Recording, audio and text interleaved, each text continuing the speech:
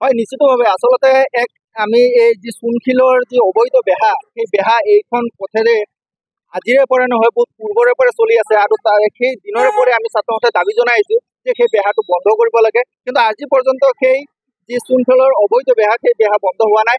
আৰক্ষীৰ সন্মুখৰেই এনেদৰে পাৰ কৰি আছে, দিনে দুপৰে এনেদৰে পাৰ কৰি লৈ গৈ আছে। আমি অনুমান কৰিব পাৰিছো যে ইয়াত এক উচ্চ পৰ্যায়ৰ বিষয় ইয়াত জড়িত হৈ আছে, নহলে এনেদৰে আৰক্ষীৰ ওচৰেদি লৈ যাব নোৱাৰিলেহেঁতেন।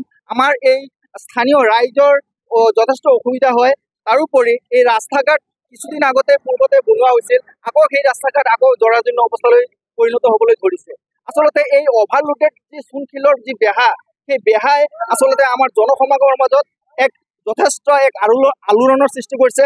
ছাত্ৰ ছাত্ৰীৰ যি ইয়াতে কেইবাখনো স্কুল আছে, আমাৰ সেই স্কুলৰ যি ল'ৰা ছোৱালী আছে, সেই ল'ৰা ছোৱালীৰ ক্ষেত্ৰতো ভাবুকিৰ সৃষ্টি কৰি আহিছে, কিয়নো তেওঁলোকে অভাৰ স্পীডত সেই বাটেৰে অহা যোৱা কৰে আৰু পৰিবহণ বিভাগ এই ক্ষেত্ৰত চকুমুদাৰ ভাও ধৰিছে।